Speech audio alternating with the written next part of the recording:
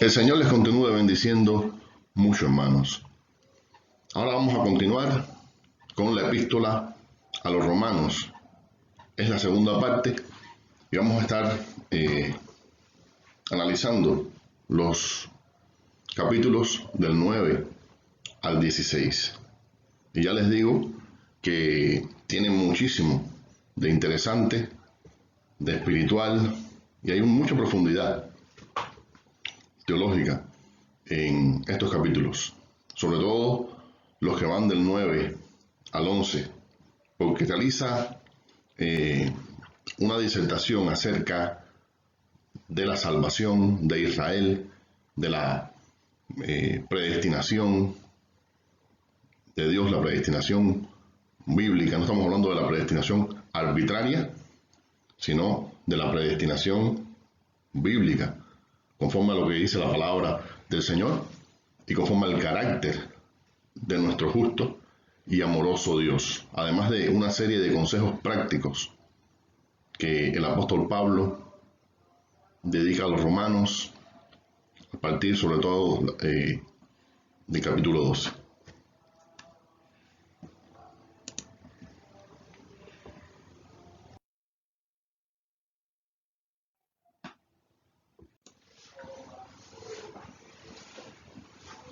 En los capítulos del 9 al 11, Pablo explica con mayor detalle el propósito de Dios respecto a Israel. Anteriormente había expuesto el tema de la justificación por fe para todos los hombres.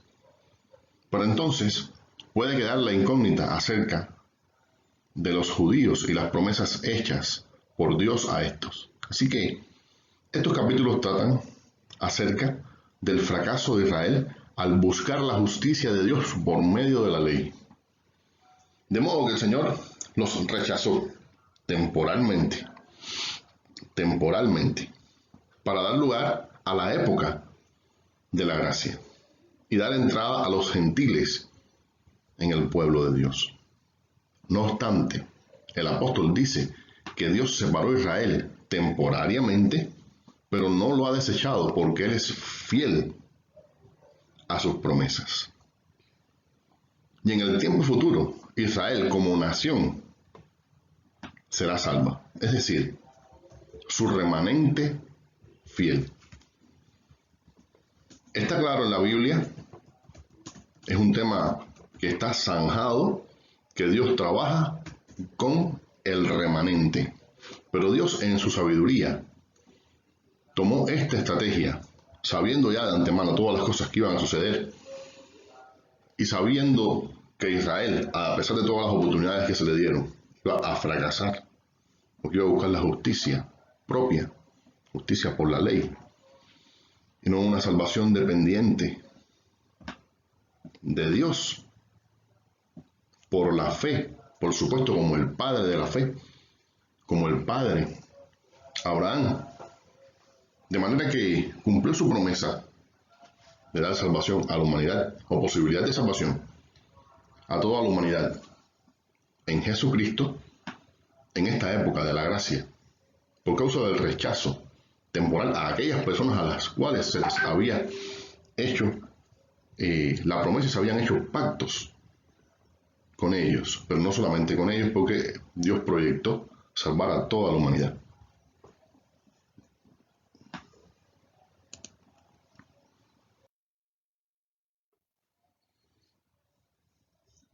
La elección de Israel, 9, 1 al 13.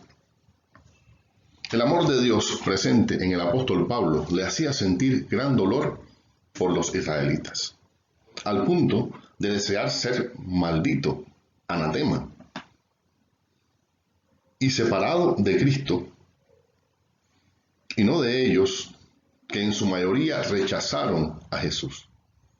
Esta declaración es semejante a la de Moisés en Éxodo 32, 31 a 32, donde el caudillo Moisés dijo a Dios que prefería él mismo ser eliminado y ser quitado del libro si Dios no perdonaba a los israelitas, no perdonaba a Israel. Es propio de los siervos de Dios Y es algo que tenemos que imitar porque es algo que está precisamente en el mismo corazón de Dios, porque Dios es amor.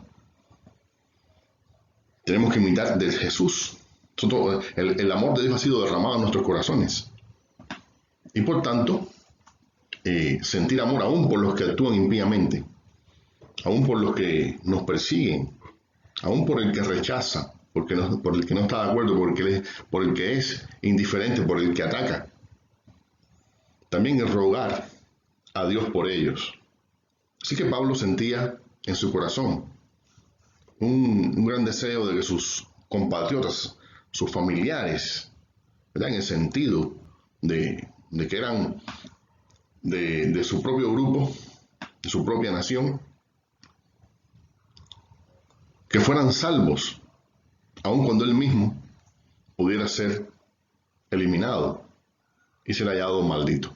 Por supuesto, este no es la forma en que Dios obra, en que Dios trabaja, ¿verdad? Dijimos que Dios trabaja con el remanente fiel, con aquellos que le creen, por supuesto.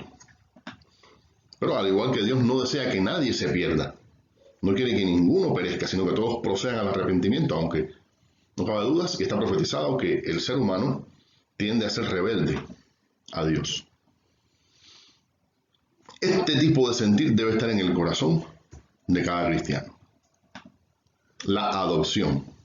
Dios los eligió a los israelitas como hijos suyos, a los justos entre ellos, para que fueran su pueblo. Deuteronomio 4:20. La gloria. La presencia santa e imponente de Dios en el tabernáculo y el templo. Éxodo 24, 16, 17. Los pactos. A través de Abraham, Moisés y David, Dios hizo pactos con Israel, su pueblo, los cuales disfrutaron y que se cumplieron cabalmente en Cristo. La promulgación de la ley. Estos mandamientos que fueron dados solo a ellos, por medio de los cuales se podía conocer la voluntad de Dios como nunca ningún pueblo pudo. Estos son todos los beneficios que tenía Israel como pueblo. ¿Por qué? Porque era algo positivo ser israelita. Porque era una bendición pertenecer a esa nación. Por todas estas cosas que menciona Pablo. Dios verdaderamente dio privilegio a este pueblo, a esta gente. Dios amaba a esta nación. Dios amó a esta nación y fue fiel. A pesar de que ellos fueron rebeldes, pecadores, transgresores, sumamente impíos, muchos de ellos, pero Dios siguió trabajando con el remanente fiel, con el residuo, con el pequeño grupo que permanecía fiel. Por amor a sí mismo y por amor también a los patriarcas y a los grandes siervos de Dios, que dirigieron y pusieron su fe en esta nación y en el gran futuro de esta nación. Pero no cabe duda que estas todas son bendiciones que, por supuesto, la mayoría no supo aprovechar y que Dios lo sabía. Pero Dios siguió adelante trabajando con los fieles, porque Dios hace diferencia entre fieles e infieles. Sigamos este ejemplo nosotros y procuremos caminar con Él y serle fiel en todo momento. Serle fieles en todo momento.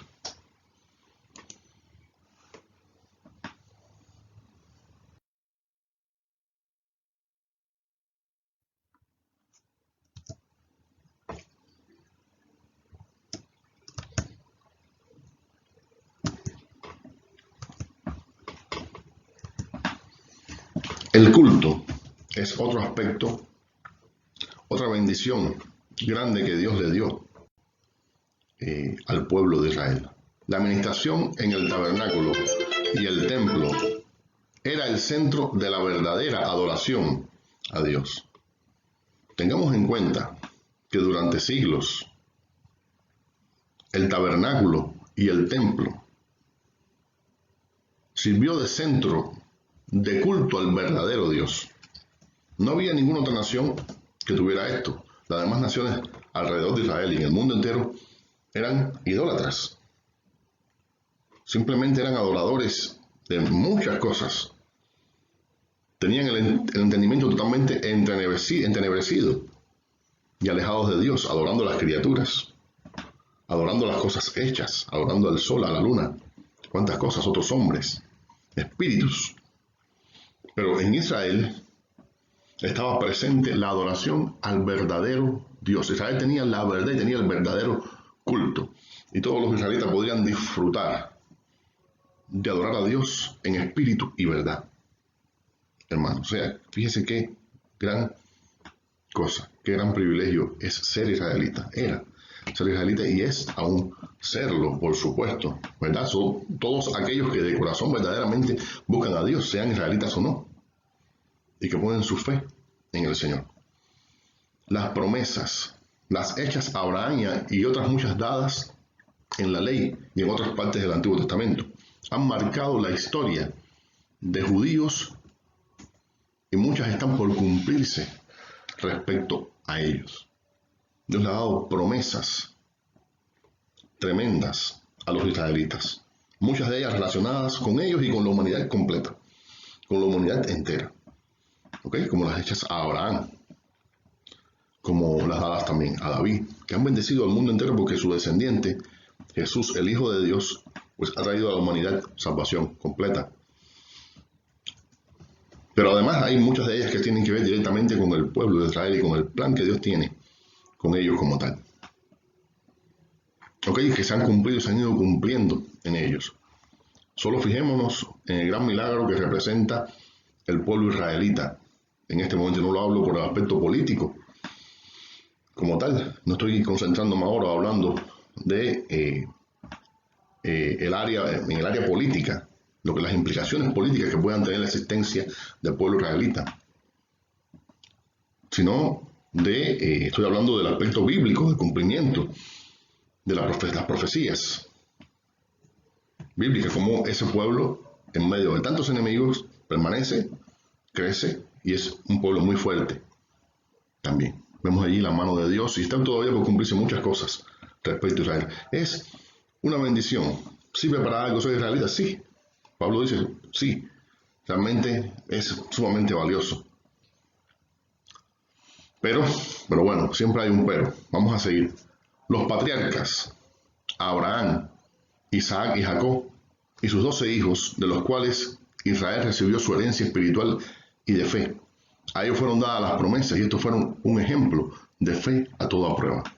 Los israelitas son descendientes de estos grandes hombres de Dios, de los patriarcas, de estas personas que fueron sobre todas las cosas un gran ejemplo y les dieron una herencia espiritual, una herencia de fe, una herencia gigantesca, porque esta herencia que les transmitieron tenía que ver con el poder de Dios, con el respaldo de Dios sobre ellos. Era una herencia espiritual poderosa porque estaba basada en las promesas de Dios y Dios no miente, Dios cumple sus promesas. Así que, bueno, este es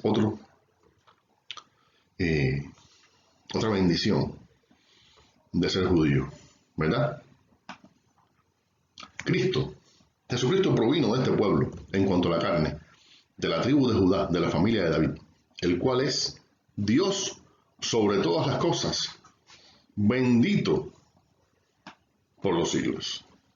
¿Por el Señor? En cuanto a la carne de Israel, vino Cristo. Este fue el plan que Dios trazó.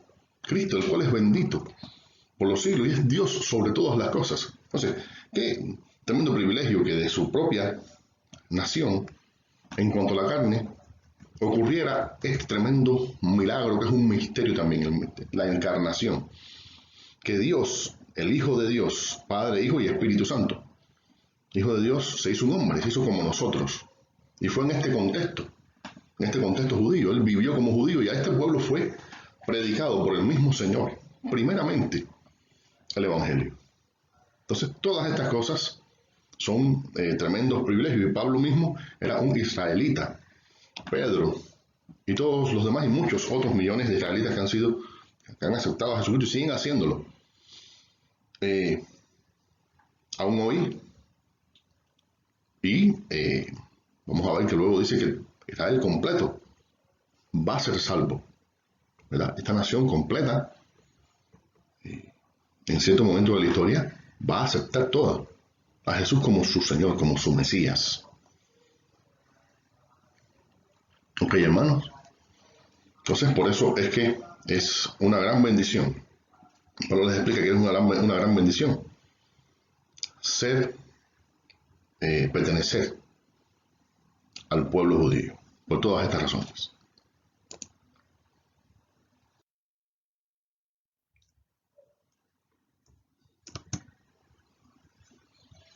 Pablo asevera que no todos los israelitas son verdaderos hijos de Israel.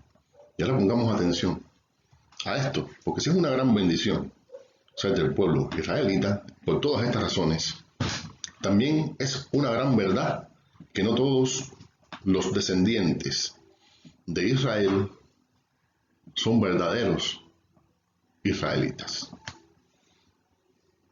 Abraham tuvo varios hijos. Génesis 25, 1 al 6. Sin embargo, fue Isaac el hijo de la promesa, al que Dios escogió. Y Abraham lo creyó por fe. Recordemos que Abraham no tenía ninguna capacidad para poder procrear, pero lo hizo mediante el poder, el milagro de Dios en su vida. Por eso Isaac es el hijo de la promesa. Isaac te será llamada, en Isaac te será llamada descendencia. 9:7b. Pablo dice que no por ser descendientes de Abraham todos sus hijos recibieron la bendición de la promesa, sino solo Isaac. Y esto no por ser hijo de Abraham, sino por ser un hombre de fe. Por esto Dios lo eligió, porque ya estaba en el corazón de Dios, y Dios conocía de antemano la actitud de este joven, un hombre de fe. Por esta misma razón, no son los hijos de Israel los verdaderos hijos de Abraham, sino los que son hijos según la promesa, esto es, los que son hijos por la fe, ya que sólo así se alcanza la promesa.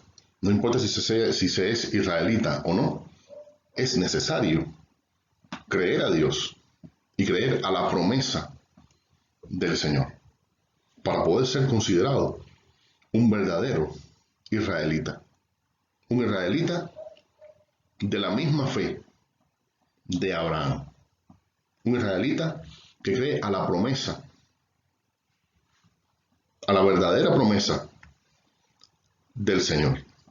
Así que Pablo deja claro que los verdaderos israelitas son los que creen al Señor, los que creen a Dios, los que creen al Mesías, a Jesucristo, en quien se cumplió la promesa de Dios hecha a Abraham, del cual hablan todos los profetas del Antiguo Testamento y en quien esperaban todos los santos de la antigüedad.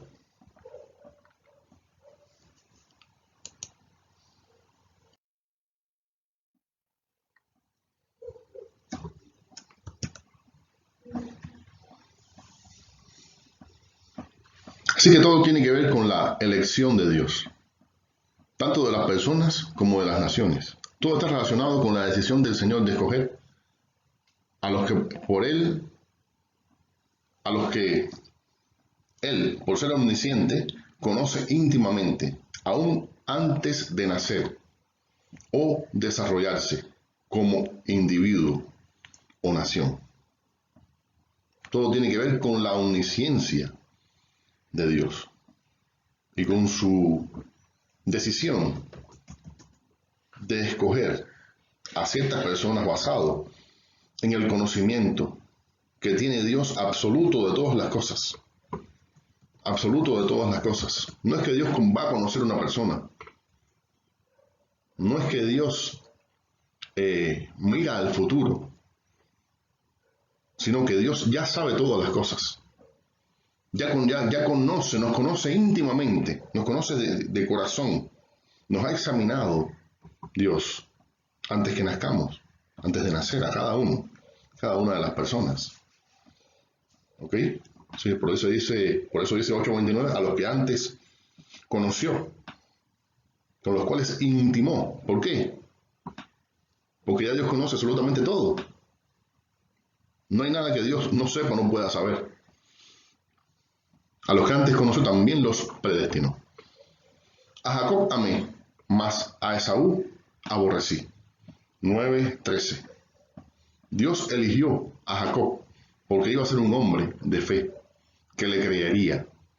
No así Esaú. Él antes lo conoció. Asimismo, como naciones, a pesar de la desviación de ambos pueblos y el rechazo de Dios, en Israel Dios sabía que siempre tendría un remanente fiel, no así en Edom, que desapareció como nación. O sea, tanto Edom como Israel cometieron pecados semejantes y se desviaron del plan perfecto, el plan ya declarado, la voluntad directiva, directa de Dios. Pero Dios sabía que dentro de Israel iba a haber siempre un remanente fiel. Pero ya conocía de antemano que en Edom, como nación, esto no iba a ser así. Que Edom se iba, como nación, a desviar completamente. Que en Edom ellos no iban a encontrar remanente fiel, o al menos no suficiente remanente fiel. Así que Edom desapareció como nación, ¿verdad? Se unió a otras naciones y fue tragada. Existe como tal por causa de que sus descendientes son parte de otras naciones, a través de la historia y por supuesto también en este momento. No así Israel, que permanece aún, a pesar de todo lo que ha pasado, a pesar de que estuvo mucho tiempo, muchos años fuera de su territorio nacional y sobreviviendo por la gracia, por la ayuda, por la misericordia, más bien la gracia, no la misericordia de Dios como pueblo en otras naciones, y aún hoy día es un pueblo que habita en muchísimas naciones, en Perú, en Argentina, en Rusia, en Estados Unidos, en casi todos los países del mundo, pues hay comunidades judías y permanece como cultura, permanece como pueblo, ¿verdad? Permanecen como gente de fe, permanece la religión, el culto al verdadero Dios en Israel, por supuesto, habiendo rechazado la mayoría de ellos a Jesucristo. ¿Ok? Pero siguen siendo personas que confían en el Tanakh o el Antiguo Testamento y creen en un solo Dios. ¿Ok? Y como sabemos, como hemos dicho ya, también como pueblo, ahora como nación, como país ya reconocido, pues también tiene su tierra, su lugar en estos momentos. Hemos visto ese milagro de Dios.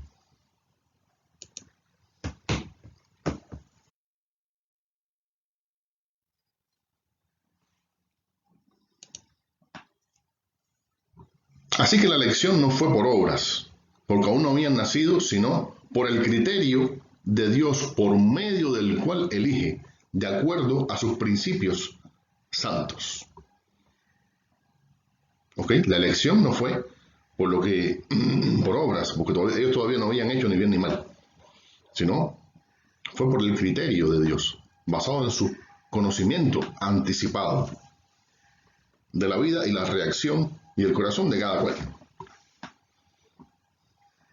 El ejemplo de Moisés y Faraón demuestra que Dios tiene misericordia conforme a sus estándares y no de acuerdo a los criterios humanos. El humano ve la misericordia de una manera diferente a como Dios la ve.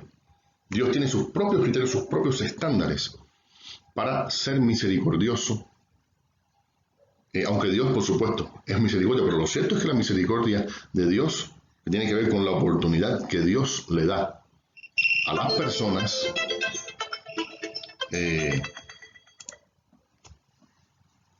esta misericordia tiene sus límites y por supuesto la misericordia de Dios es mucho más amplia y tiene un elemento de paciencia mucho más grande que el ser humano. El ser humano se impacienta rápidamente y condena de manera rápida también. Dios da oportunidad. Dios da tiempo. Dios ofrece misericordia a unas personas que realmente actúan de una manera tremendamente impía, ¿verdad? Perdón. Y no de acuerdo a los criterios humanos. De modo que tuvo misericordia de Moisés e Israel, aunque no de todo Israel, solo de la gente que le creyó. Recordemos que la gran mayoría de los israelitas cayeron en el desierto. Y esto reafirma lo que hemos estado hablando acerca del remanente fiel de Israel. Sí, ellos salieron de Egipto. Pero ¿qué pasó en el trayecto? ¿Qué pasó en el camino? Pues en el camino Dios demostró su doctrina acerca del remanente de Israel y que no todos eran verdaderos israelitas los que salieron al desierto. No todos eran de los de la fe de Abraham. ¿Ok? La mayoría no lo fue. Y endureció a Faraón y a Egipto. Tuvo misericordia de Israel, pero sin embargo endureció a Faraón y a Egipto. Tuvo misericordia de Israel, pero no tuvo misericordia de Faraón. Por supuesto que sí tuvo misericordia de Faraón y de su pueblo.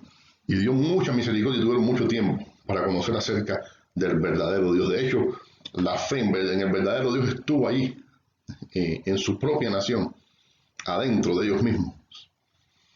Estuvo ahí la fe en el verdadero Dios, ¿verdad? No supieron aprovechar esa gran bendición. Tuvieron a José, tuvieron a Moisés, a Aarón, a tremendos hombres del Señor, allí a Jacob, entre ellos. Pero Dios conoce el corazón de cada cual. Ahora, pero la lógica humana podría preguntar, si Dios conoce de antemano, ¿por qué inculpa? Si ya sabe cómo va a actuar cada uno, ¿por qué entonces inculpa a las personas por lo que van a hacer?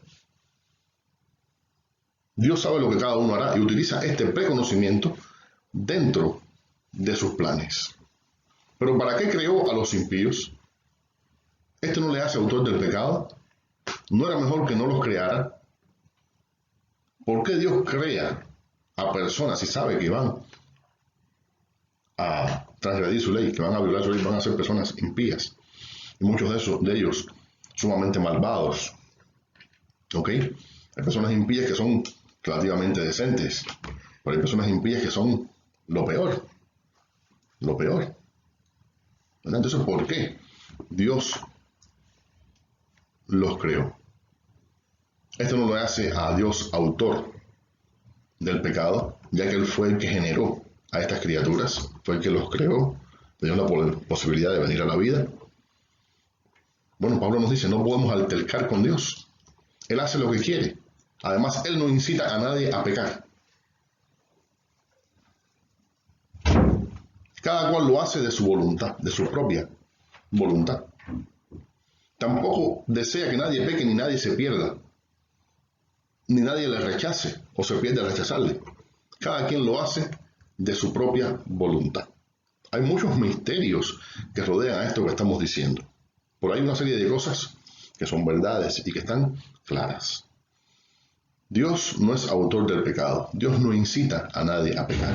Pero a pesar de que sabe que hay ciertas personas que van a transgredir su ley y van a endurecerse en gran manera, y son vasos de ira, Dios los soporta y no obstante les da la posibilidad de que ellos decidan, de que ellos conozcan a Dios y conozcan la verdad de Dios y que decidan por sí mismos.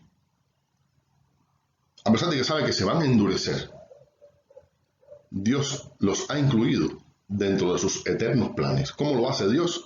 ¿Cómo es la providencia de Dios? No lo sabemos, es un misterio. Eso solamente está, o vamos a decir, la lógica humana no entiende estas verdades. Solamente la infinita mente del Señor puede comprender todas las cosas y ordenar las cosas de manera que los hechos históricos, los eventos, de manera que favorezcan a su plan eterno, su plan de salvación. respecto a la humanidad.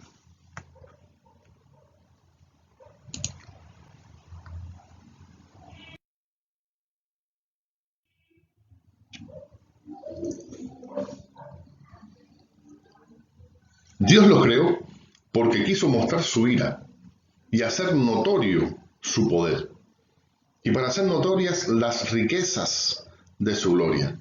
Las mostró para con los vasos de misericordia que Él preparó de antemano para gloria. 9:22 al 23. Así que Pablo ahora continúa con otro argumento.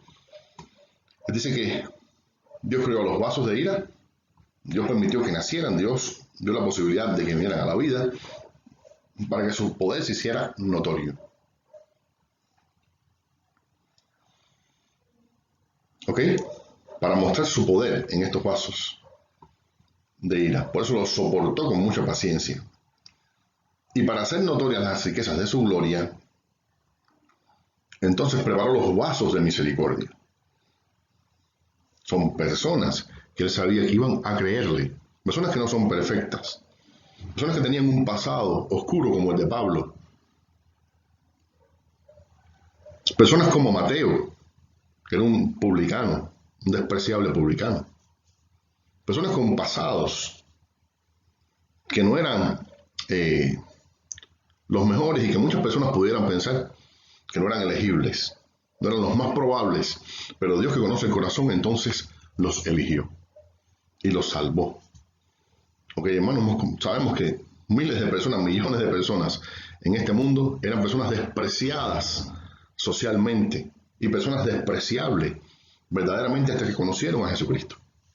Todo tipo de personas, de diferentes niveles culturales, de diferentes niveles sociales, de diferentes países. ¿Ok? Pero la salvación le llegó a ellos y transformó la vida de ella. Por eso son vasos de misericordia. Dios los preparó y Dios ya los conoció. Dios los conocía. Dios escogió para formar a su pueblo, la iglesia, la cual es el objeto de su gracia salvadora, así como los santos de otras épocas también, tanto judíos como gentiles que le creyeron. Oseas 2:23, 1:10 y Primera de Pedro 2:9-10 los ponen como ejemplo y hablan acerca de esto. De esta manera también actuó respecto a Israel a través de los tiempos, ¿verdad? De otorgar su gracia salvadora a estas personas por su misericordia, porque eran vasos de honra, vasos de misericordia que Él preparó, que Él permitió que vinieran a la vida, que nacieran. Si fuera el número de los hijos de Israel como la arena del mar, tan solo el remanente será salvo, porque el Señor ejecutará su sentencia sobre la tierra en justicia y con prontitud. ¿Qué nos dice este texto? Estamos analizando aquí 9:27-28 e Isaías 10:22-23, que es el pasaje del Antiguo Testamento al que hace referencia el 9:27-28.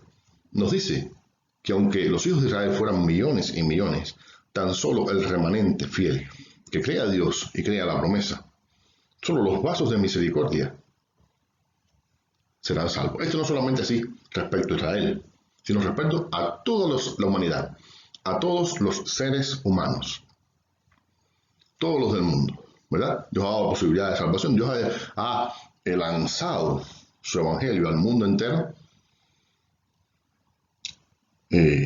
Dios lanzó, ¿verdad? Jesucristo dijo: vayan por todo el mundo y hagan discípulos a todas las naciones. Y todo el que crea será salvo. El que no cree será, ¿qué? Condenado. Y solo van a ser salvos aquellos que le creen, aquellos que le crean.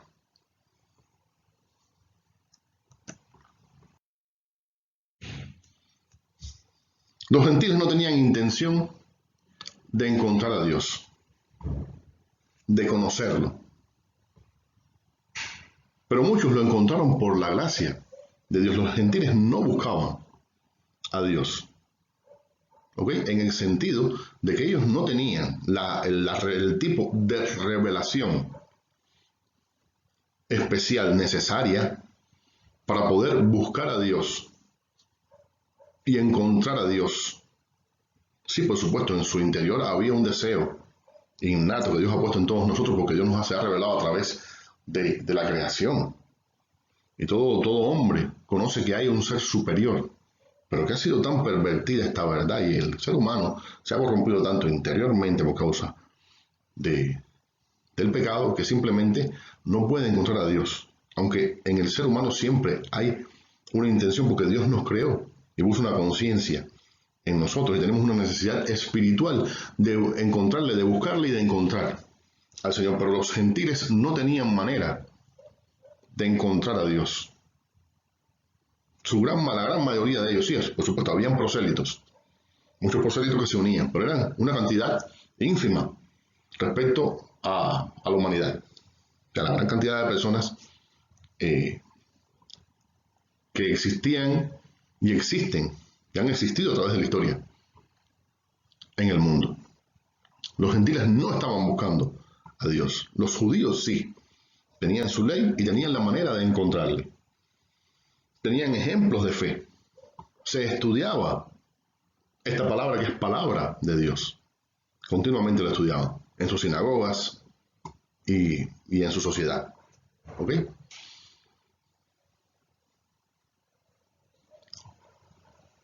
No buscaban a Dios, pero muchos lo encontraron por la gracia de Dios, y por fe fueron justificados. Pero Israel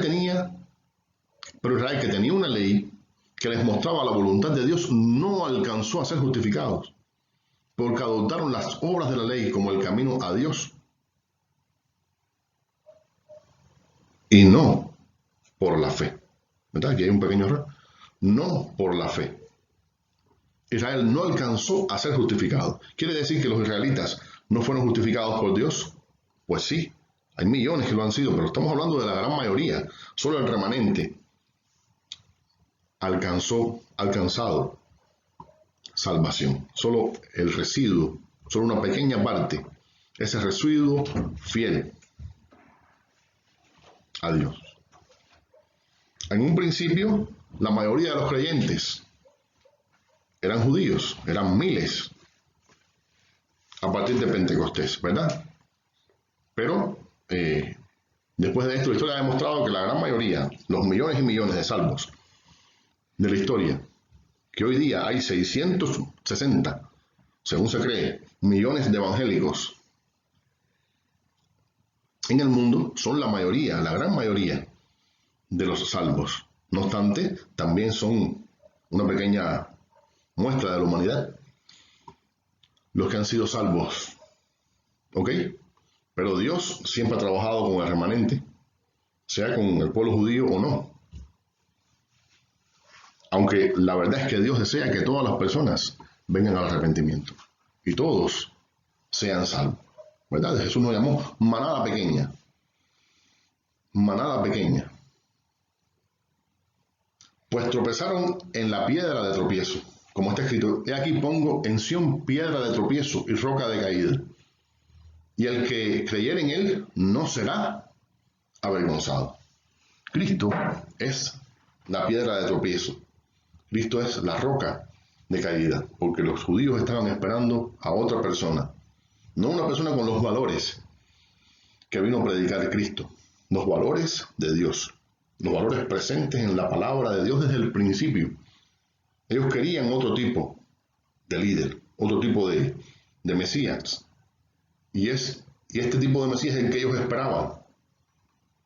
Y acerca de él hablaron y desarrollaron toda una serie de teologías y teorías no basadas en la palabra de Dios, no basadas en el Antiguo Testamento. ¿Ok? Por eso tropezaron con él. Porque cuando él llegó no era el ideal que estaban ellos procurando. Pensaron que era cualquier otra cosa, menos el Mesías. Este no puede ser el Mesías, a pesar de que le dio a ellos, a las personas en esa época, pruebas suficientes, más que suficientes.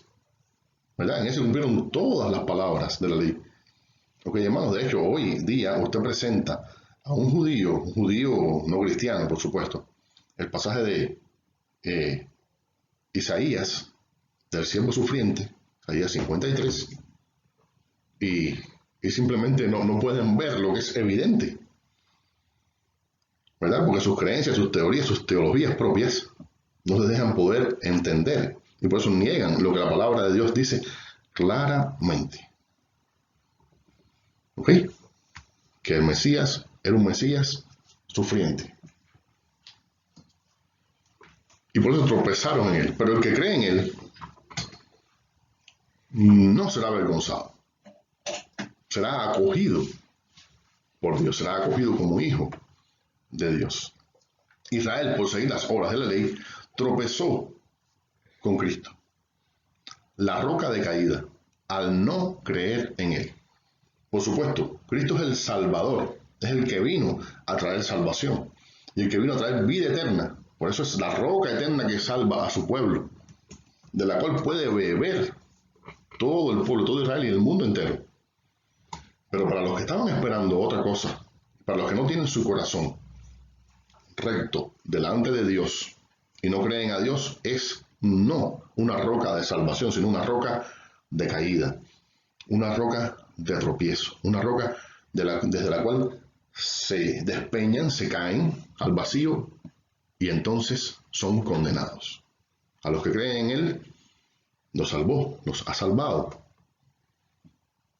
Pero los que no han creído en el Hijo de Dios ya han sido condenados, dice la palabra del Señor.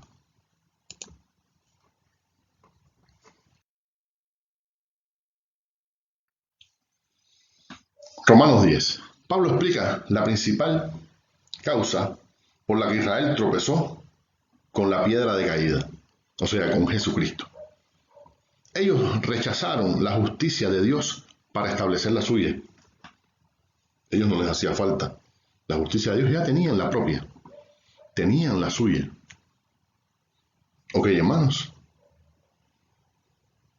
Sí, es cierto que tenían la palabra de Dios con ellos, pero esa palabra tenía un montón, miles y miles y miles y miles de añadiduras, de criterios humanos. Eso fue lo que Cristo les criticó a los fariseos, a los escribas y a los religiosos de su tiempo, que ellos habían quitado la justicia de Dios para establecer la suya propia, los mandamientos de Dios para establecer los suyos propios. Ya no era la palabra de Dios la que estaba en el centro, sino los criterios de todos sus maestros, los cuales la mayoría seguía, criterios de sus maestros a través de toda la historia. ¿Okay? El grave error de Israel, 10, 1 al 13. Pablo sentía gran deseo de que los judíos fueran salvos y reconocía que ellos tenían un fuerte celo de Dios, pero no conforme a lo que muestra Dios en su palabra. El mismo Pablo era un hombre celoso, muy celoso de Dios y de la ley de Dios. Pero ¿qué hizo el apóstol Pablo antes de ser apóstol? Antes de ser un siervo de Dios, un cristiano. Pues era un perseguidor de la iglesia. Era un hombre que tenía celo por Dios, lo tenía, pero un celo equivocado, no conforme a la palabra de Dios, aunque él sí pensaba que pues estaba haciendo lo mejor.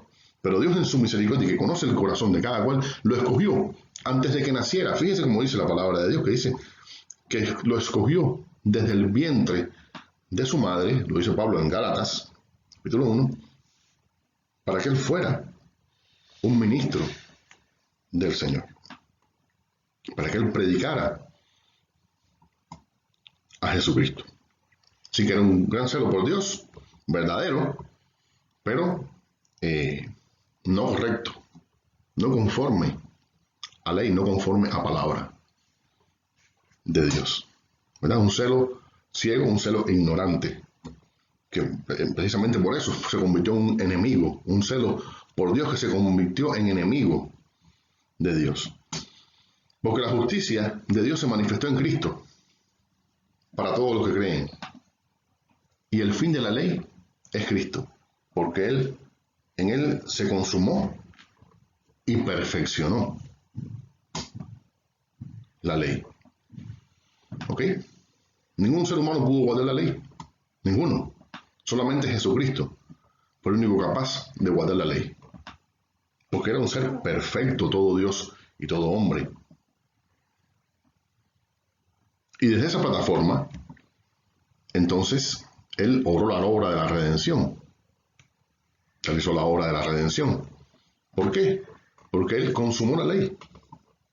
Y en Él se perfeccionó. En Él llegó a su fin. Un hombre que pudo guardar absolutamente todas las cosas, sin que faltara absolutamente nada. Y luego murió en la cruz. Y por eso fue que Él quitó la ley de en medio, para que todos los que creen en Él puedan ser salvos. Pablo presenta aquí dos tipos de justicia. La justicia que confía en las obras de la ley y la justicia por fe, que es la oferta de Dios para el hombre, mayormente para los que creen.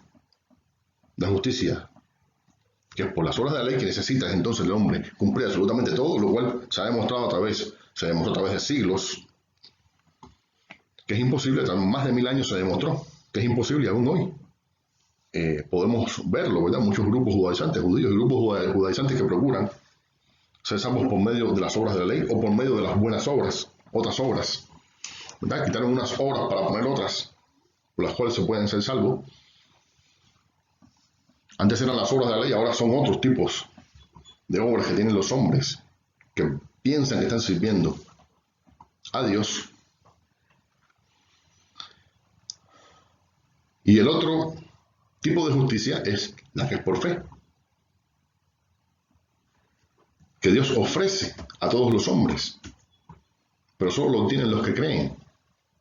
Una fe que por supuesto luego produce obras de justicia, después produce buenas obras, como es natural, como es normal en personas que siguen a Dios y que están en comunión con Dios.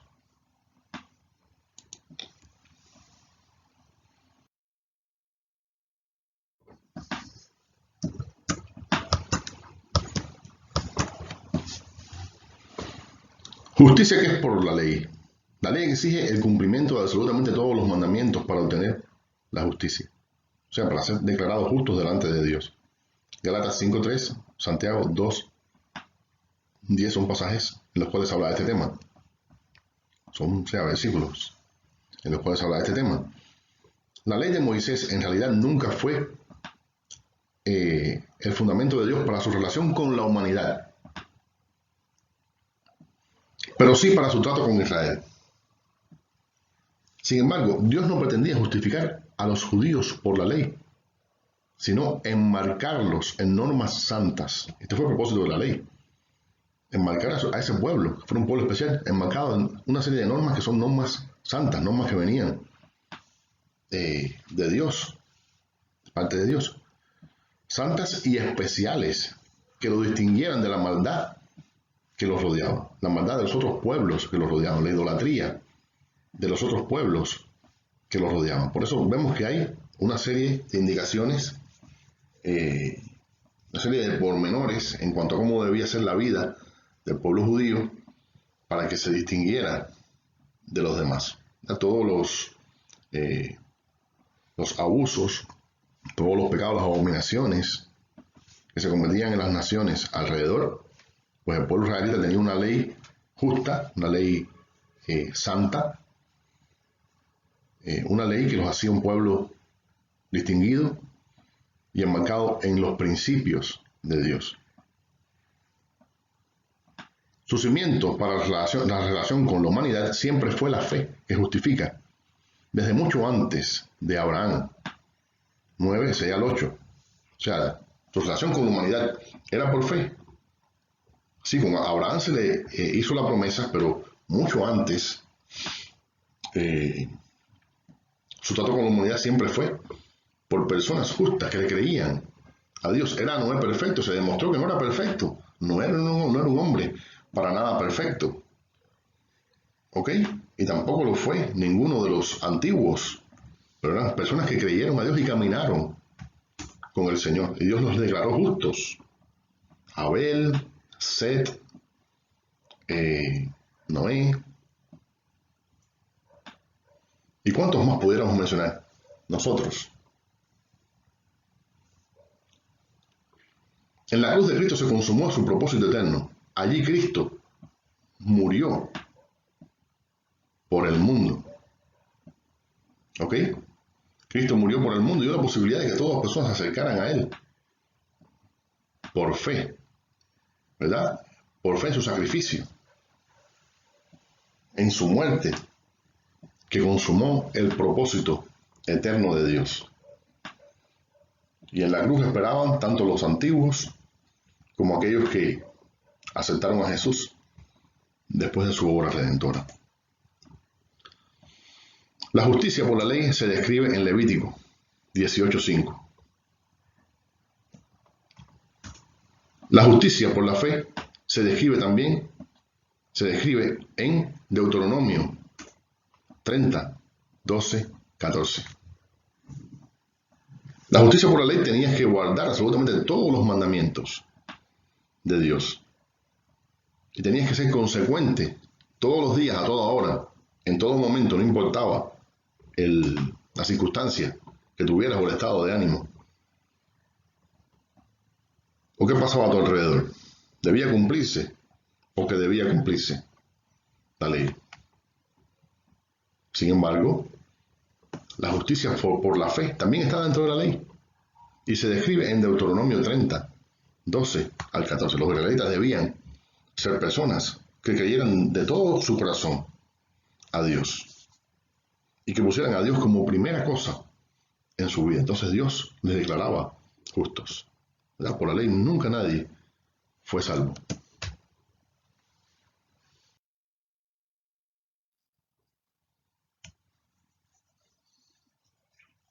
La justicia que es por la ley exige su estricto cumplimiento para ser justificado. Como ya dijimos, Levítico 18:5. Pero la que es por la fe descansa en la continua presencia de Dios con su pueblo. No podemos traer el cielo o resucitar al Señor. Él está cerca y nos ha dejado su palabra. Deuteronomio 30:12-14. En todos los tiempos Dios ha estado presente para los que le creen. ¿Okay? Dios está con su pueblo. Y Dios está junto a aquellos que ponen su fe en Él y que descansan en Él para ser justificados y que anhelan esa relación con Él. Mas, ¿qué dice? Cerca de ti está la palabra en tu corazón, en tu boca y en tu corazón. Esta es la palabra de fe que predicamos, que si confesares con tu boca que Jesús es el Señor y creyeres en tu corazón que Dios lo levantó de los muertos, serás salvo. Fíjese cómo es asunto de creer, de confesar lo que creemos, de exteriorizar lo que creemos. Es tan simple y tan sencillo como esto y a la vez es sumamente complejo, hermanos, porque sí es cierto que solamente por confesar a Jesús nosotros ya somos salvos sin tener que ser absolutamente nada. No obstante, la complejidad del plan de Dios es tremenda y la obra de Jesucristo es gigantesca. Por eso no tenemos que hacer nada porque Él lo hizo todo por nosotros. Pero nosotros, los que hemos creído, los que han creído, los que hemos creído, debemos sujetarnos a los mandamientos del Señor. Porque no estamos sin ley, sino bajo la ley de Cristo. Pero en realidad, como dice la palabra de Dios, lo que tenemos que hacer es creer que Dios levantó de los muertos a Jesucristo para ser salvo. Esto es lo que el pueblo israelita rechazó, lo que se le ofreció, lo que esto ocurrió dentro del propio Israel.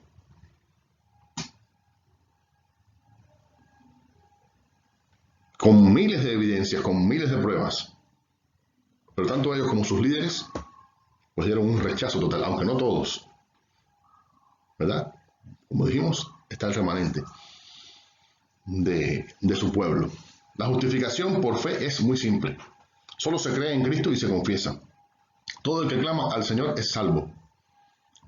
En Hechos 2:14-21, Pedro hace referencia a Joel 2:32 y afirma que Dios derramará su espíritu sobre toda la humanidad que le invoque. ¿Ok? Así que la justificación es simple cuando se confiesa. Nosotros somos salvos inmediatamente cuando clamamos a Dios, cuando invocamos el nombre del Señor. Dios nos hace salvos, pero no solamente nos hace salvos, sino que entra en pacto con nosotros. En relación con nosotros, su Espíritu viene a vivir a nosotros y también nos escoge como instrumentos suyos. Este es el plan de Dios, este es el plan de Dios. Salvar a la humanidad por la fe en Jesucristo y hacer de sus hijos ministros del Evangelio, porque todos los que han recibido al Espíritu Santo, el poder, no el Espíritu que mora en nosotros para salvación, sino que han, por fe en su vida, recibido esta operación del Espíritu Santo, llamado bautismo en el Espíritu Santo o promesa del Padre, que según Hechos 1:8 tiene el objetivo de ungirnos para ser testigos, que esa parte de la salvación y es un don de Dios para el servicio, para testificar con poder. Todo aquel que le acepte inmediatamente también se convierte en un instrumento para su gloria. Por eso dice la palabra de Dios que Él derramará de su Espíritu sobre toda la humanidad, sobre toda carne, sobre toda persona. La carne ahí significa, sobre toda carne significa sobre toda persona, sobre todos los hombres. Y sus siervos y sus siervas profetizarán. Y habrá, y serán instrumentos de Dios para que lleven la palabra de Dios. Y verán visiones y soñarán sueños. Y el Espíritu obrará poderosamente a través de un pueblo que está ungido y es profeta del Señor. En el sentido que, por supuesto, que da profecías de Dios y en el sentido que llevan la palabra de Dios, el mensaje del Evangelio que estamos profetizado, que iba a ser predicado en el mundo entero. Dios estableció como su método que se ofrezca la salvación por medio de la proclamación del Evangelio. Toda la iglesia está llamada a ello y además se deben enviar predicadores para que la gente oiga y crea. No hay otra manera de llevar el Evangelio y que las personas sean salvas. Dios ha establecido que esto sea a través de la predicación. Es el método de Dios que se predique el Evangelio y se le lleve a las personas. Por eso nosotros debemos, como iglesia, procurar ir y preparar obreros para enviar a las naciones que no tienen la salvación, que no conocen el Evangelio o no lo conocen de manera apropiada. A todos esos pueblos del mundo, donde hay millones y millones y millones y cientos de millones y miles de millones de personas que no conocen a Jesucristo. Y donde la cantidad de cristianos y evangélicos que hay es ínfima. Ínfima. Y donde reinan las tinieblas. Y necesitan ver gran luz. Que solamente van a poderla ver si nosotros vamos a llevarle el Evangelio ungido. Un Evangelio lleno del Espíritu Santo. Un Evangelio lleno del poder de Dios, para que su fe no se base en la sabiduría humana, sino en el poder de Dios. Ok, hermanos, tenemos que preparar obreros y tenemos que enviarlo, y eso es algo urgente que tenemos que hacer. No se puede esperar al día de mañana, es hoy. Tenemos que entrenar a las personas, tenemos que enseñar a las personas, tenemos que enseñar a los hermanos, y tenemos que orar a Dios para que envíe obreros ungidos a su mies. Que envíe obreros de Hechos 1:8 a las multitudes que no conocen a Jesucristo. Que muchas personas acepten el reto, oigan y acepten el llamado, se llenen del Espíritu y vayan a las naciones para proclamar el santo y bendito Evangelio de la salvación.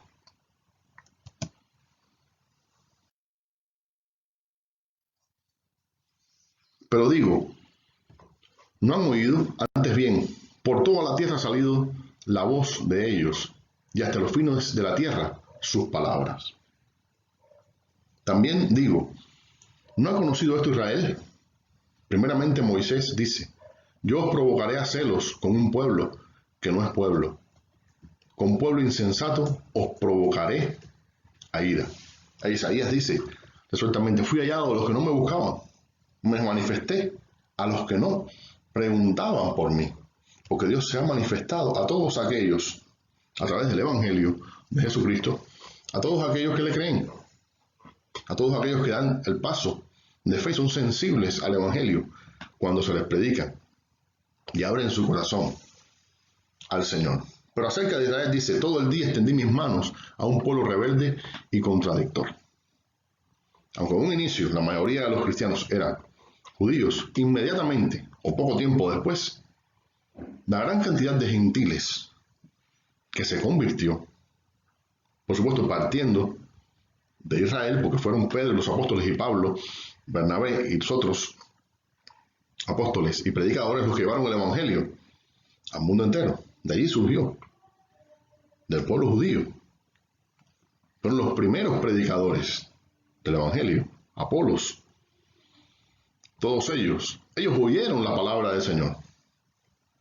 Y por toda la tierra salió la voz de ellos, tal y como el Señor les dijo, vayan por todo el mundo y prediquen el Evangelio a todas las criaturas. ¿Esto no lo supo el pueblo israelita? No, pero sí los provocó a hacerlos.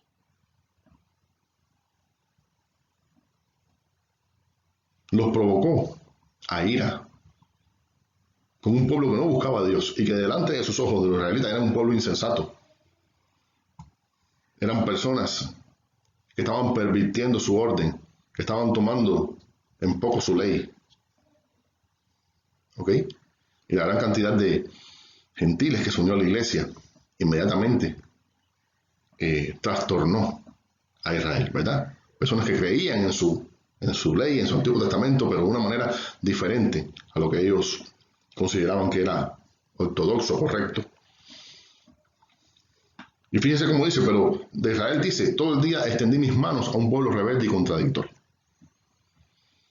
Como en tiempos pasados Israel conoció la palabra de Dios y la rechazó. Fue incrédulo y se ocultó tras sus propios argumentos para rebelarse contra Dios. Pero Dios, tal y como lo prometió, dio bendición a toda nación en el Mesías. Esto trajo celos e ira a los israelitas y lo trae hasta hoy día. Hasta hoy día somos instrumentos de Dios para provocar a celos a los israelitas. ¿Verdad? Nuestra fe, nuestro celo por el Señor, nuestra abundante vida espiritual, nuestra adoración sincera delante de Dios, nuestra palabra, nuestra predicación. Nosotros que debatimos con ellos, entonces esto provoca celos a los israelitas. Y Pablo decía, yo, de hecho lo hago, y quisiera, y es para mí un deber, porque quisiera hacer salvos a la mayor cantidad de ellos, la mayor cantidad posible, que Dios me use como un instrumento para que la mayor cantidad de ellos sean salvos. Y es importante que el pueblo de Dios reavive, retome su interés, su llamado, también hacia el pueblo israelita, que es un pueblo que en el mundo entero, donde quiera que haya uno, necesita palabra de Dios, como todos los otros grupos religiosos y grupos humanos. Dios nos unja y nos ayude para poder llevar a cabo este ministerio con toda fe y con toda dedicación y con todo compromiso.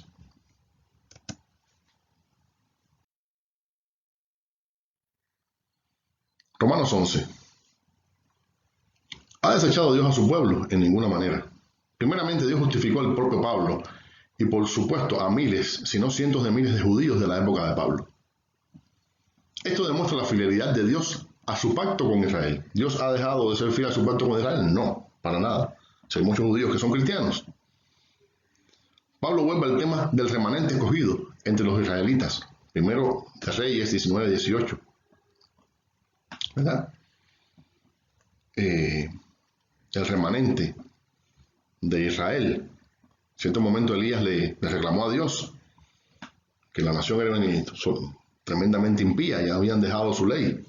Y Dios le dijo, yo me he reservado 7,000 hombres fieles que no han doblado su rodilla ante Baal. Así que también en Cristo Dios escogió un remanente por gracia y no por obras. El remanente alcanzó la justicia por fe, pero los demás fueron endurecidos porque rechazaron a Cristo, tropezaron con Él por su dureza e incredulidad y fueron enceguecidos.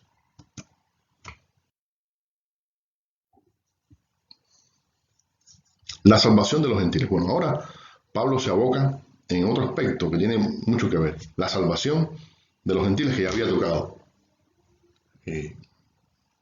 ciertos puntos acerca de esto, pero en el 11:24, pues habla con más detalle. Dios deseaba que Israel cayese, es una pregunta.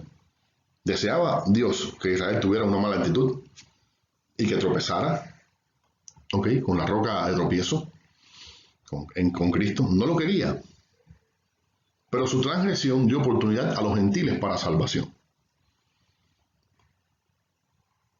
Que Dios tenía un objetivo detrás de la caída de Israel en su administración de las épocas de trato con el ser humano para salvación de los gentiles. De modo que Dios los desechó temporalmente para extender su gracia al mundo entero. La incredulidad de Israel abrió la puerta de las oportunidades a los gentiles. El propósito de Dios es que cuando los judíos incrédulos vean a gran número de gentiles volverse a Cristo, se pondrán celosos, se arrepentirán y vendrán a la fe. Gloria al Señor. Así que vamos, hay una cita aquí de la Biblia Plenitud, muy valiosa, por supuesto. Así que Dios desechó a Israel temporalmente para dar oportunidad, porque el pueblo de Dios era Israel. Había que unirse a ese pueblo para poder ser salvo. Había que hacerse prosélito, ¿verdad? Unirse a la fe del pueblo israelita, guardar la ley, aunque la ley no salva, pero sí aceptar la fe verdadera y creer en la promesa de Dios. Para esto había que hacerse prosélito, como el funcionario etíope al cual le predicó Felipe. Pero Dios desarticuló esta posibilidad y formó otro pueblo compuesto por judíos y gentiles, por la humanidad entera, pueblo que se llama la Iglesia, la asamblea de los que creen, la asamblea de los salvos, hermanos. Y por su incredulidad, Israel perdió su oportunidad y fue desechado. Dios sabía que iba a pasar.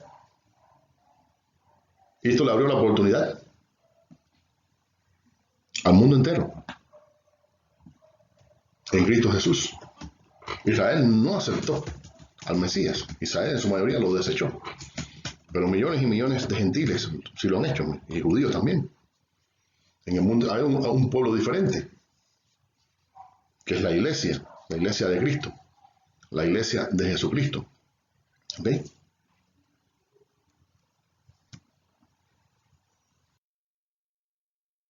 El apóstol afirma que a los gentiles se les permitió entrar en la bendición de la promesa y el pacto de Dios con Israel. El pacto originalmente era con Abraham y con su descendencia, pero Dios tenía el plan de que se abriera a la humanidad entera. Por su incredulidad cayeron para que los gentiles entraran, a pesar de que eran el pueblo escogido. Esta verdad histórico-teológica de Dios debe servir de ejemplo para todos respecto a la santidad de Dios y su actitud de aborrecimiento al que hace pecado. Así que los gentiles salvados tampoco deben asumir una postura soberbia, como la mayoría de los judíos, sino temer. Porque si Dios no perdonó a las ramas naturales, tampoco te perdonará a ti. Versículo 21. Recordemos que Dios desechó millones de judíos por su pecado y su incredulidad.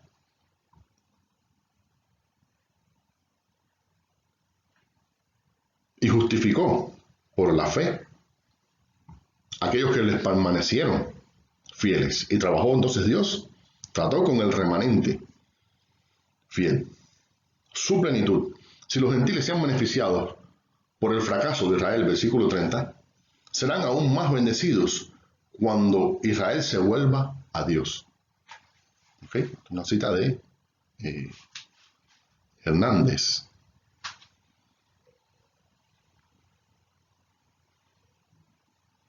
Así que, por el momento fueron los israelitas rechazados temporalmente, pero vamos a tener un tiempo en que va a ocurrir una restauración del pueblo de Israel. Y en cierto momento de la historia, que es un evento futuro, Israel completo como nación va a aceptar a Jesús como el Mesías, como ya hemos dicho, y va a ser salvo. También se va a ver una restauración de Israel como el pueblo de Dios. En Cristo, por supuesto. En Cristo. En Jesús, por el pacto. Nuevo pacto hecho por Jesús en la cruz. Y por supuesto Israel va a pertenecer también a ser parte de los salvos de la iglesia, salvados por Jesucristo. Lo cierto es que todos también, los judíos, tienen posibilidad de salvación en Cristo si se arrepienten. Y Dios le da su gracia con gran beneplácito a los judíos que se vuelven a Cristo.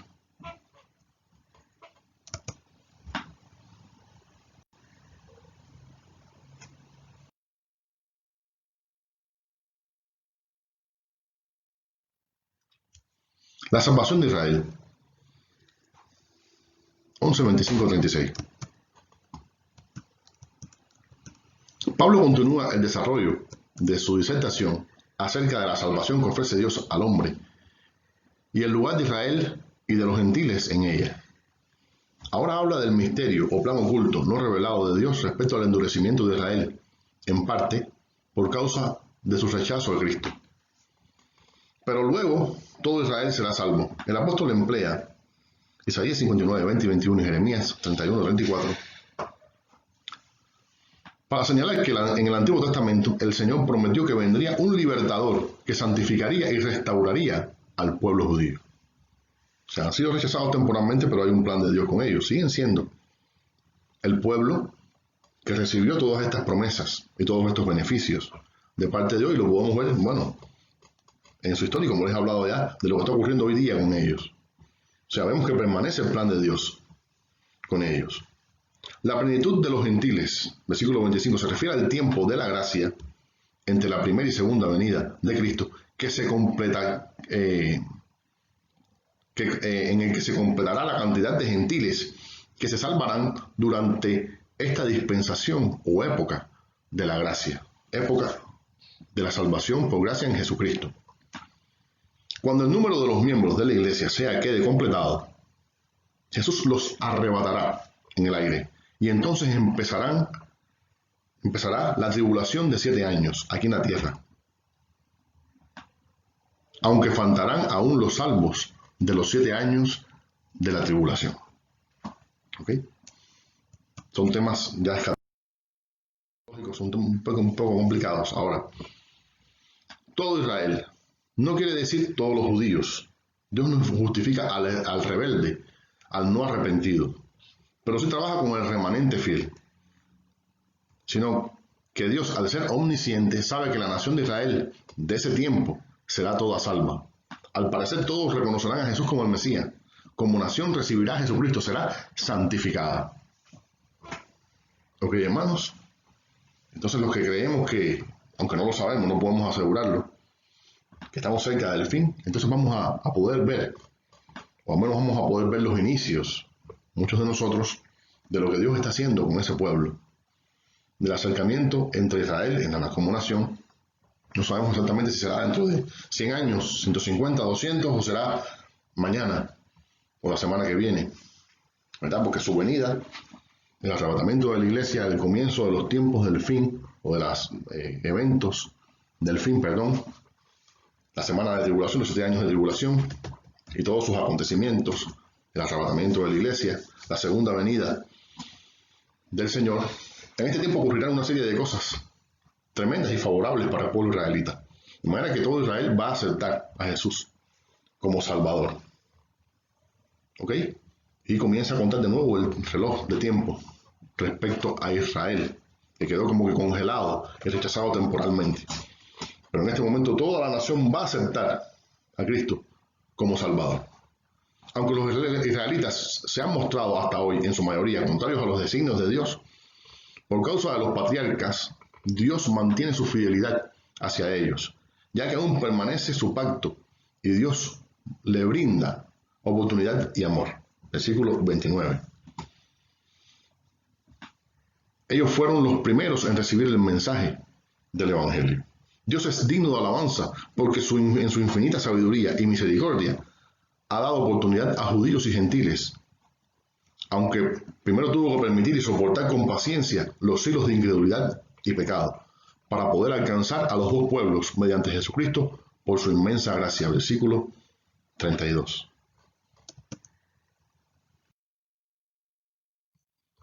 Ahora, Romanos 12.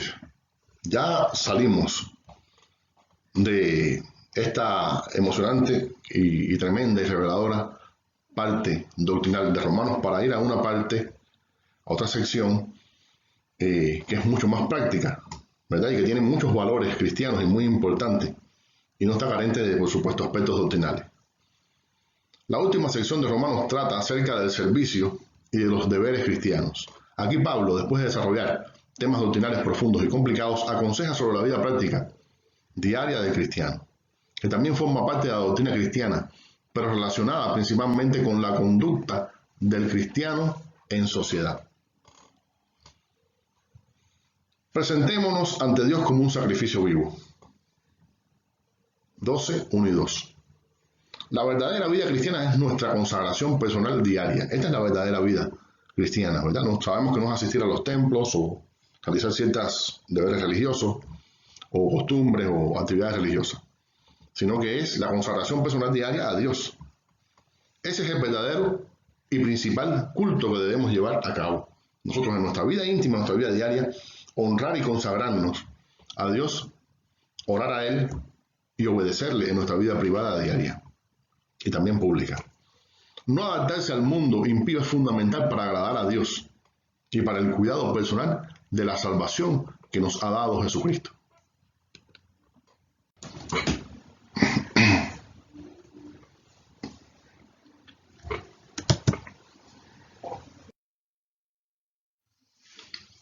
Deberes cristianos hacia los hermanos.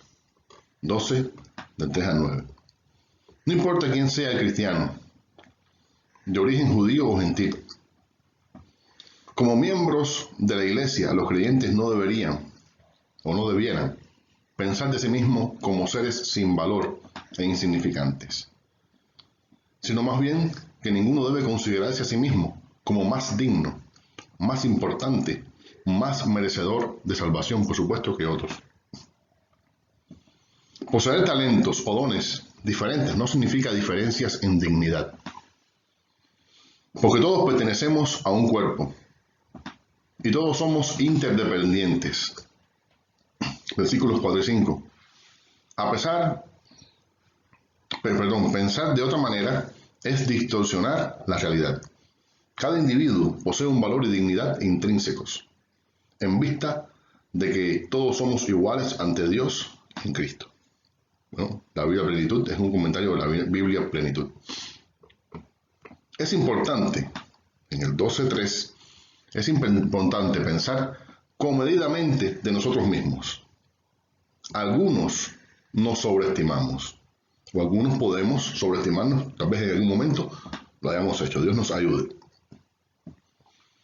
La clave de una evaluación honesta y fiel es conocer las bases de nuestra valía, nuestra identidad en Cristo. Separados de Él, no somos muy competentes según las normas eternas. En Él somos valiosos y capaces de un servicio digno. Y la Biblia del Diario Vivir es un comentario de esta Biblia.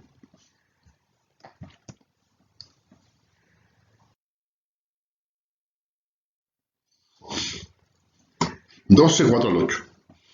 Pablo usa el concepto del cuerpo humano para enseñar cómo los cristianos deben vivir y trabajar juntos. Así como las diferentes partes del cuerpo actúan bajo la dirección del cerebro, los cristianos deben hacerlo bajo la autoridad y mandato de Jesucristo. 1 Corintios 12, 2, 31 y Efesios 4, 1 al 16. Dios nos ha dado dones a fin de que podamos edificar la iglesia. Para usarlos con eficacia, debemos 1. Tener en cuenta que todos los dones y habilidades vienen de Dios. 2. Comprender que no todos tienen el mismo don. 3. Saber quiénes somos y qué hacemos mejor. 4. Dedicar nuestros dones al servicio de Dios y no a nuestro éxito personal. 5.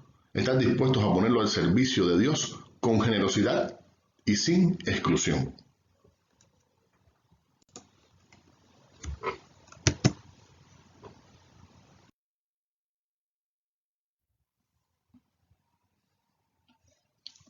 Si es de profecía, sea que tengamos el don de la profecía, esto es la capacidad sobrenatural o sobrenatural que imparte el Espíritu Santo para comunicar a otros un mensaje de exhortación, edificación y consolación. Ejemplo, Zacarías, Lucas 1, 67, 79, Pedro, Hechos 4, 8 al 12. Úsenlo conforme a la medida de la fe. O sea, a la medida de la fe que tenemos. Úsenlo para, entonces, por edificar el pueblo de Dios. Si de servicio, si nos es dado eso, ocupémonos en servir. La palabra empleada aquí, diaconía, significa cualquier clase de servicio, desde la predicación de la palabra, Hechos 4, 6, 6, 4, hasta la administración de los asuntos temporales de la iglesia. Hechos 6, 1 al 3. El que enseña, o sea, mostrar cómo hacer ciertas cosas a otros, es entrenar a otros para hacer ciertas labores, educarlos, incluso impartir conocimiento. O sea, el que enseña. El don de pastor maestro tiene que ver con la dirección de la iglesia. Y el don de la enseñanza no se limita a los líderes, sino que cualquier hermano dentro de la congregación puede poseerlo. Una persona con talento natural para enseñar puede recibir un llamado de Dios en esta área y se puede convertir en un don de enseñanza. O sea, cualquier aspecto que sea útil para enseñar dentro de la iglesia, y a quien lo pueda realizar, es un don de enseñanza o puede ser un don de enseñanza. Enseñanza, instrucción, impartir conocimiento, ser ejemplo, dar entrenamiento o discipulado. ¿Okay? Muchos de los hermanos que enseñan en nuestras congregaciones están ejerciendo un don de Dios, del Espíritu, que es el don de enseñanza. El que exhorta, definición, inducir a uno con palabras, razones y ruegos a que haga o deje de hacer algo. Aplicado al don de exhortación, significa inducir a los creyentes a que se acerquen a Dios o a cumplir los propósitos divinos. Es llamar, apelar a los creyentes a que hagan algo. Lo cual es, por supuesto, muy importante dentro de la iglesia. Muchos hermanos, esto por supuesto lo puede hacer un pastor, un maestro, un evangelista o un diácono, un maestro de niños, ¿verdad? Cualquier miembro del cuerpo de Cristo que tenga un talento especial para exhortar a otros, para que se acerquen a Dios o busquen de Dios o puedan realizar algún proyecto beneficioso para los hermanos y para la obra del Señor, o exhortar a alguien a que deje el pecado o deje un mal comportamiento. Así que, bueno, aquí tenemos la cita de donde se obtuvo esto que estamos ahora compartiendo. Roberto Llameso.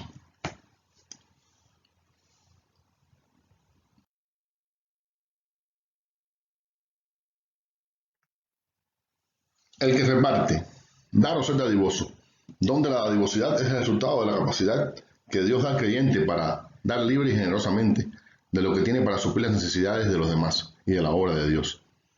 El don de la dadivosidad se relaciona con nuestro dinero, pero también con nuestro tiempo, fuerza, talento y bienes, como también en 2 Corintios 8, 2 y 9, 11. Ahí se habla de esto. El que preside, administrar o presidir, ser cabeza de una junta o congregación, es sinónimo de autoridad o gobierno. Se imparte a ciertos miembros, líderes, con el propósito de presidir, dirigir, gobernar, ejercer autoridad sobre el cuerpo de Cristo, ya sea en la iglesia, también puede ser entonces en su propia casa, donde la misma palabra se aplica a ambos casos, con solicitud, con un propósito sincero y con energía. El que hace misericordia, con alegría, no sintiendo en molestarse o privarse, sino reconociendo que más bienaventurada cosa es dar que recibir, ayudar que ser ayudado. O sea, el que hace misericordia, el que ayuda a otros de alguna manera, ¿verdad? Sea con en cualquier aspecto, dándole algún tipo de ayuda de cualquier tipo o ayuda económica, teniendo misericordia de personas que están en situaciones difíciles, necesitados, ¿verdad? Tiene que ver con esto.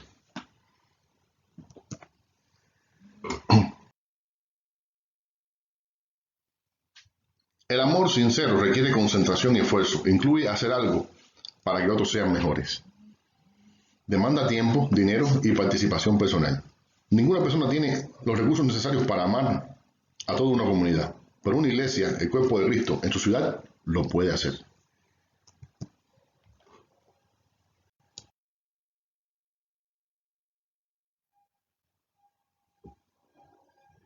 En cuanto a honra, prefiriéndoos los unos a los otros.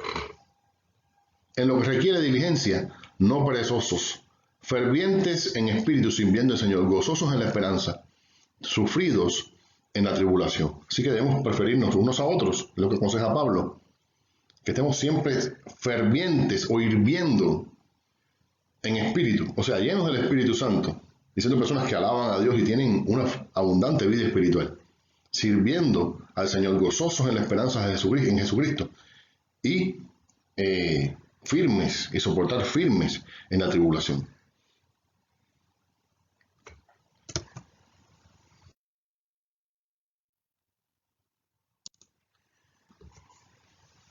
Deberes cristianos en cuanto a los enemigos.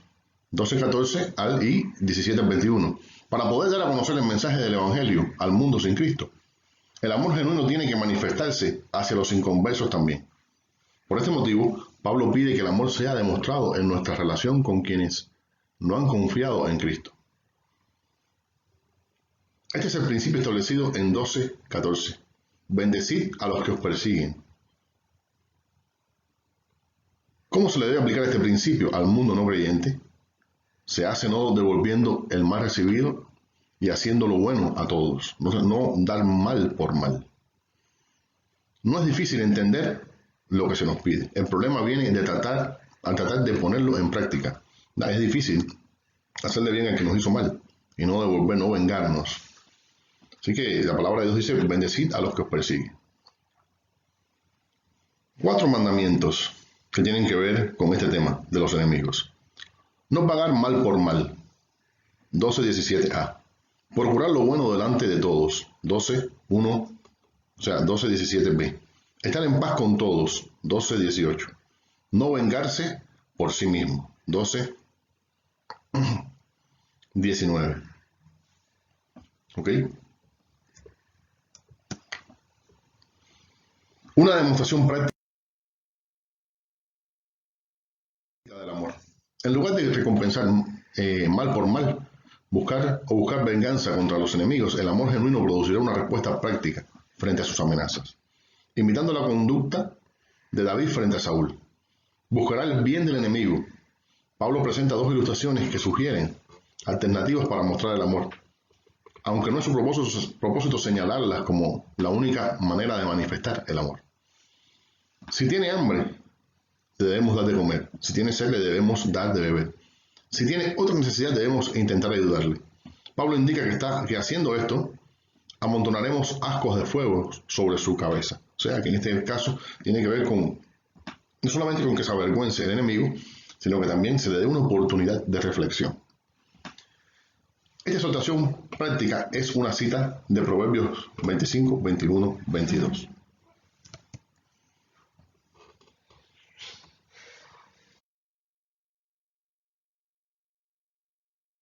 Resumen 12:21.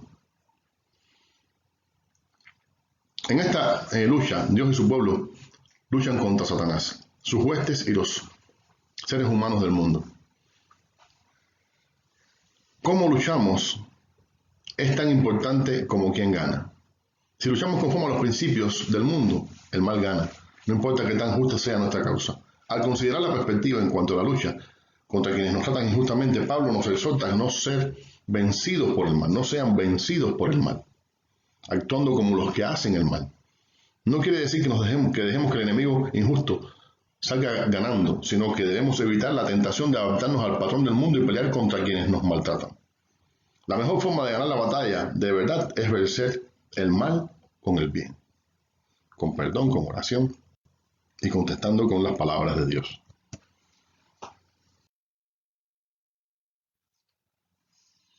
Deberes hacia los gobernantes. Romanos 13. Todos los cristianos están llamados a someterse a los que ejercen autoridad. se les debe obediencia, porque el poder que tienen les ha sido dado o permitido por Dios. En la experiencia general de la vida de la humanidad, los reyes no son hostiles a los ciudadanos honestos, pacíficos y decentes, pero sí a los que pretenden vivir de la delincuencia o que piensan en violentar los derechos de otros. Estos son en su mayoría refrenados por las leyes. Así que el gobierno contribuye al bienestar humano porque protege a la ciudadanía y establece el orden. Por tanto, es necesario procurar apoyarlo para que nada pervierta su función social. Por lo que es necesario orar por las autoridades, para que haya paz, prosperidad y bendición de Dios. 1 Timoteo 2:2. O sea que debemos apoyar y orar por las autoridades. No obstante, los cristianos no debemos ser cómplices ni permitir el ascenso o la toma del poder de gobernantes que pretendan someter a la Iglesia a prácticas contra la ley de Cristo, que les impidan vivir su vida de fe con normalidad. Gobiernos tiránicos que violen las leyes de Dios, que están por encima de las leyes humanas. O sea, las leyes de Dios están por encima de las leyes humanas. Y que violen los derechos humanos establecidos en la palabra de Dios. Así que la Iglesia no debe mostrarse cómplice. Debe dar su voz cuando se intenta someter a la Iglesia a prácticas que van contra la ley de Dios, como viven muchos cristianos en muchos lugares, bajo muchas dificultades, bajo leyes injustas y bajo tiranías. Así que debemos orar por esto y no apoyar, aunque sí respetar, pero no apoyar este tipo de gobernantes.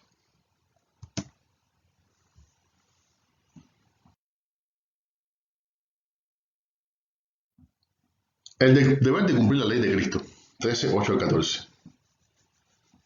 No debáis nada a nadie. Los cristianos deben someterse a la ley del amor, que está por encima de las leyes religiosas y civiles. Cuán fácil es disculpar nuestras indiferencias a otros, alegando que no tener obligación legal de ayudarles, e incluso justificar el daño que les causamos si lo que hacemos es técnicamente legal. Pero Jesús no deja brechas en la ley del amor, porque el que ama al prójimo ha cumplido la ley. Porque no adulterarás, no matarás, no hurtarás, no darás falso testimonio, no codiciarás. Y cualquier otro mandamiento en esta sentencia se resume: amarás a tu prójimo como a ti mismo. Cuando el amor lo demande, debemos estar dispuestos a ir aún más allá de los requisitos legales e imitar al amor de Dios, o el amor de Dios. Santiago 2, 8-9, 4-11 y Primera de Pedro 2, 16-17 también tratan este tema.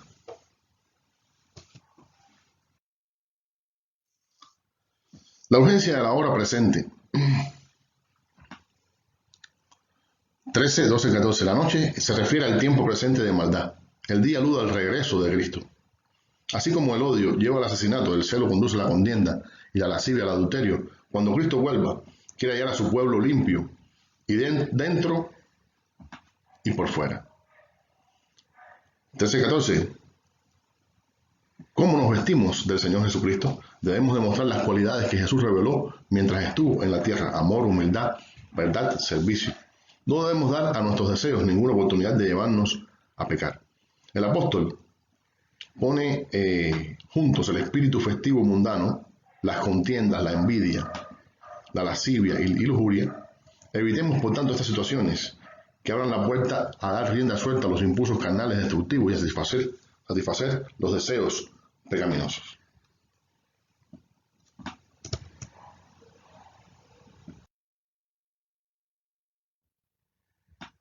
Romanos 14. Pablo continúa con su tema sobre el amor cristiano. En esta parte se concentra en la relación entre creyentes maduros e inmaduros. Los romanos evidentemente tenían algunas dificultades al respecto. El apóstol les aconseja para que la comunión entre cristianos sea en amor y paz. La necesaria tolerancia de la fe. Las discusiones por temas de poca monta, del 1 al 10. Se debe recibir al débil en la fe, inmaduro, tal como el Señor lo demanda.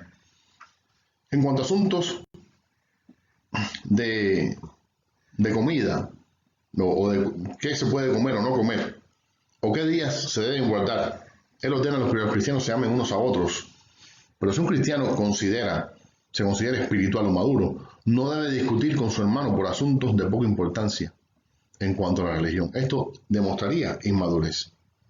Pero tampoco el hermano débil debe juzgar a otros por su libertad en cuanto a los alimentos o días especiales. Todos los que tienen fe en Jesucristo y guardan sus mandamientos son de Él, y el Señor los sostiene. Todos los cristianos deben vivir para agradar a Dios y no para sí mismos. Y esto aun cuando estén próximos a la muerte, porque el Señor murió para ser Señor de todos los creyentes, vivos y muertos.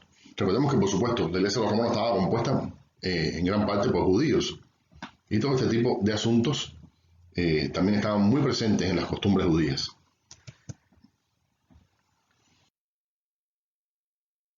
El juzgar a los hermanos por asuntos de poca monta.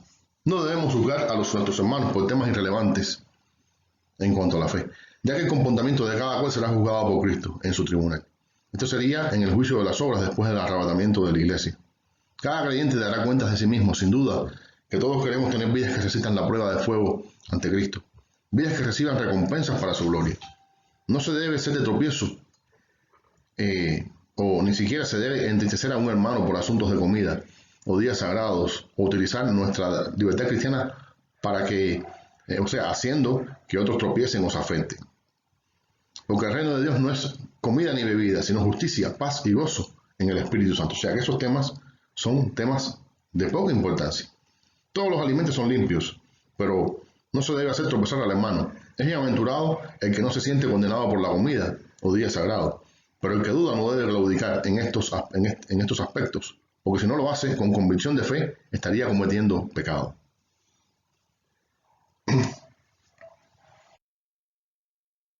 Romanos 15, el ejemplo de Jesucristo. En los primeros versículos del capítulo 15 se continúa con la disertación acerca de las relaciones entre fuertes y débiles en la fe.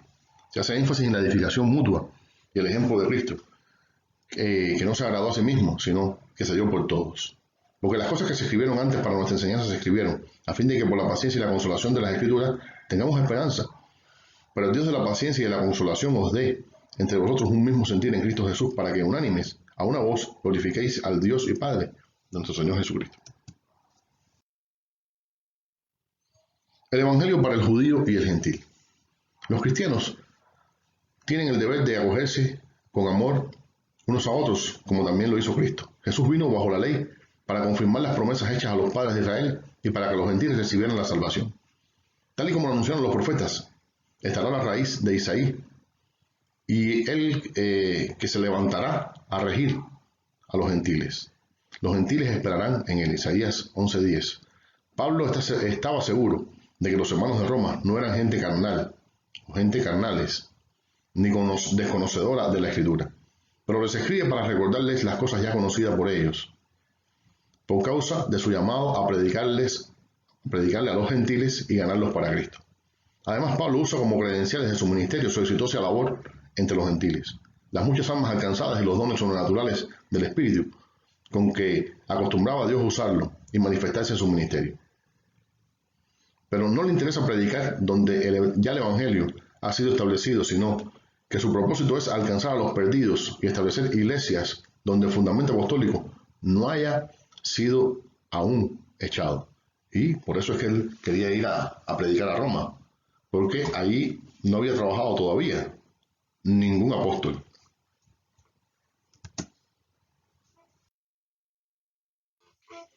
Pablo se propone ir a Roma.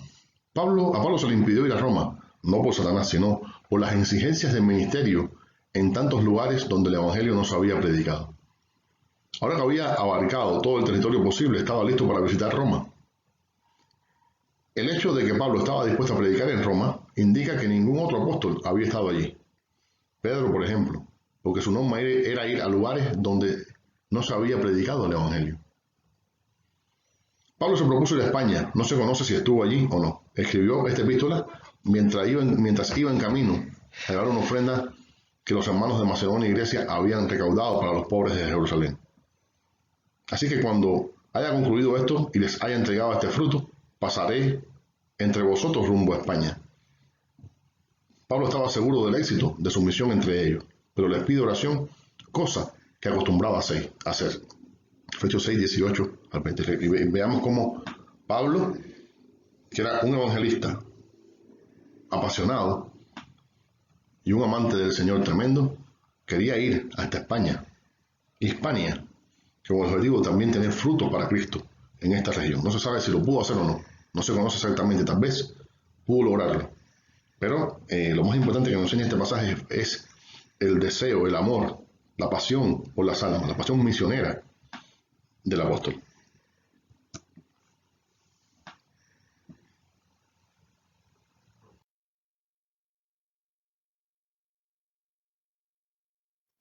Pablo da varias razones para esta ofrenda.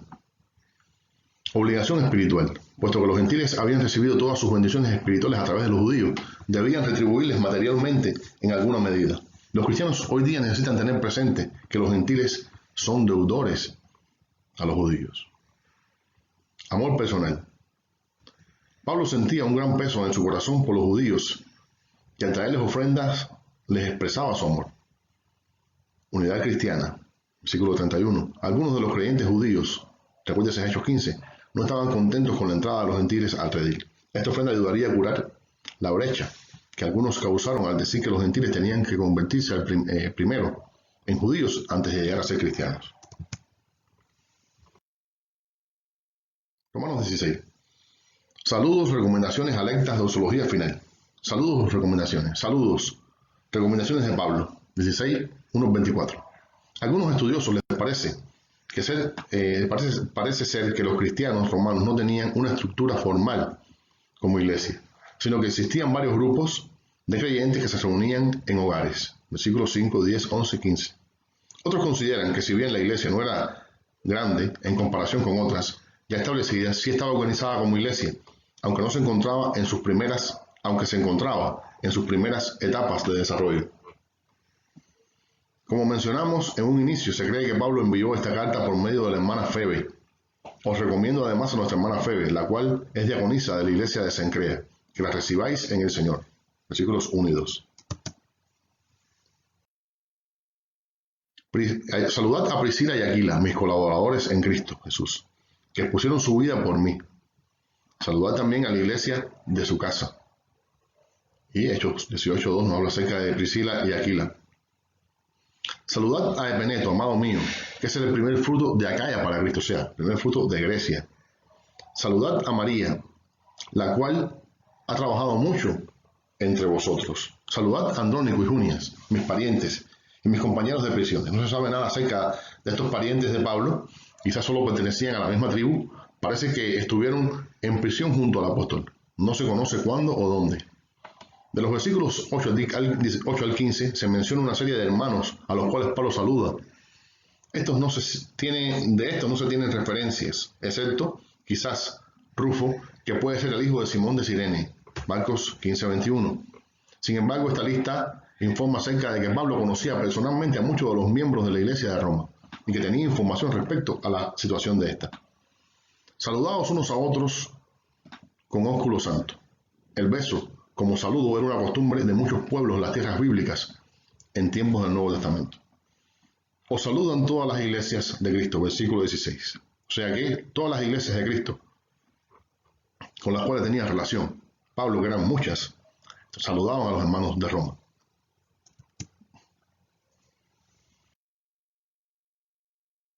Saludos de los colaboradores de Pablo. Os saludan Timoteo, mi colaborador. 16:21 y Hechos 16:1, del cual hablaremos en las epístolas a Timoteo.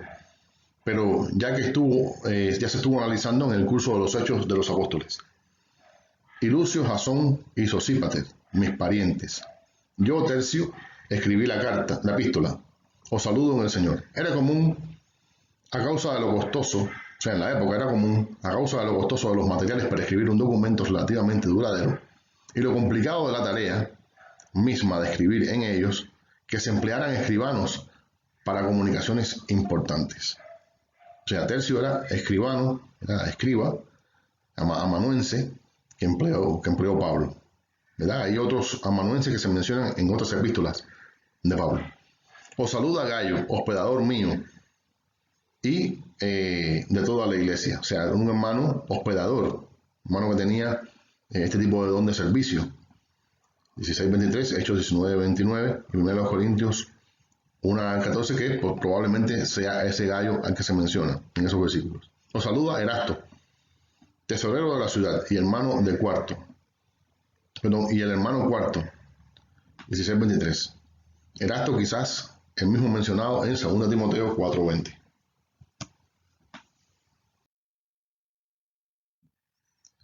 Alertas. Más os ruego, hermanos, que os fijéis en los que causan divisiones y tropiezos en contra de la doctrina que vosotros habéis aprendido.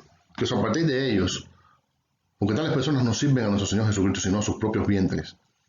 Y con suaves palabras y lisonjas engañan los corazones de los ingenuos. O sea, quiere decir que los falsos maestros siempre han tenido argumentos bien elaborados, con el objetivo de engañar a muchas personas.